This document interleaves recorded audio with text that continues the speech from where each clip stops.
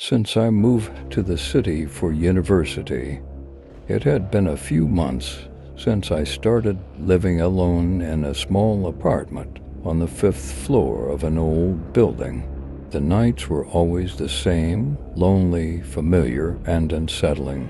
That night, as usual, I was studying in the living room until late. It was past 2 a.m. My eyes were growing heavy, and the exhaustion and confusion in my head were starting to mix together. At that moment, I heard the faint sound of the door handle turning. The door was locked, so I thought maybe a neighbor had mistakenly tried to open my door. But after a few minutes, I heard the same sound again. This time I felt something stir inside me, a sense of unease. There was something wrong. I began to accept that something was amiss, but shortly after, I heard a faint noise coming from the kitchen. It sounded like something had brushed against the edge of the counter. I couldn't ignore the feeling creeping up inside me.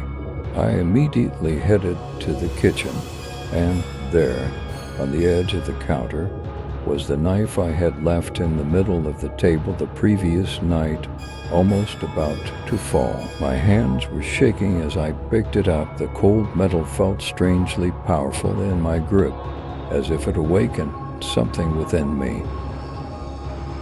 I returned to the living room. The unease inside me had grown stronger, and as it neared 3 a.m., I suddenly noticed the bedroom door had closed by itself. I was unprepared for the dizziness that accompanied the fear that welled up inside me. It was as if everything had been reset in an instant. I tried to shake off the thousands of questions echoing in my head and slowly made my way to the door. I opened it to the window, and the room was wide open, and the curtains were swaying in the wind. A brief wave of relief washed over me. I thought the closed door must have been caused by the wind. But as I reached to close the window, I left the knife on the nightstand, and there was silence in the room. At that moment, I'm not sure what happened, but I felt something. As I pulled the curtains, I noticed a shadow appear on them. It wasn't a shadow caused by the wind. It was a figure reflected from the door. My heart began to race. Slowly, I turned around. That's when we locked eyes. Standing in the dim light at the entrance of the room was a stranger I didn't recognize. He was just standing there, looking at me. The questions in my mind rushed at once. I asked, trembling, "Who are you? What are you doing here?" The stranger said nothing. He was silent, but his eyes weren't empty. There was something there, but I couldn't figure out what it was. What terrified me most was his stillness and the deep emptiness in his gaze. In an instant, I lunged for the knife on the nightstand. My hands were shaking so much that I couldn't control them. I dropped the knife. I bent down quickly to pick it up.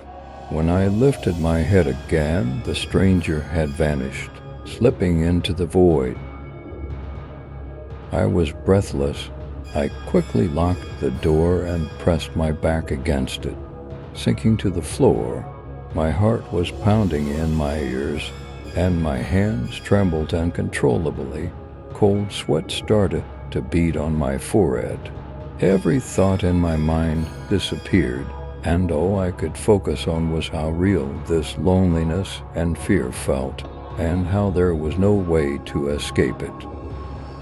Just then, I noticed that the window, which I had closed earlier, had opened again due to the wind. Slowly, I moved toward the window, but as I did, I noticed a shadow appearing under the door. Something was moving in the hallway slowly, but completely helplessly. I pulled the curtain aside and began calling out, "Help! Someone's in my apartment." Help! My screams echoed through the apartment, and the lights in the building started turning on one by one. The door began to shake violently again. I tried to hold it, but I could feel how weak my body had become. I made a move, but I lost my balance and fell hard to the floor. I hit my head, and everything went black. After a while, I opened my eyes to the sound of radio static. My head was throbbing, and my vision was blurry as I scanned the room. I realized there were people outside my door. A soft voice said, "Don't worry, you're safe now. We're here to help."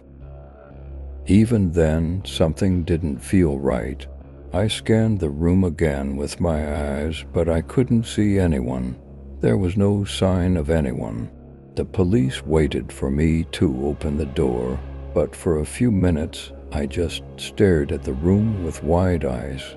Finally, with trembling hands, I managed to open the door.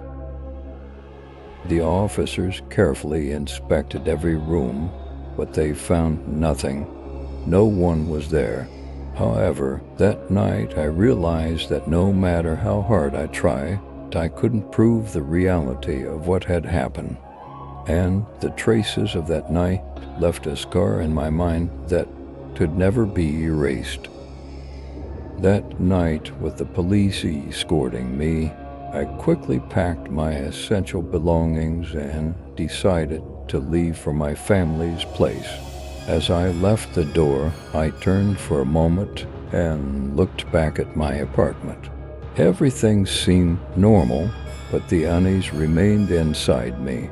It was as if a secret was hidden in every corner of that room.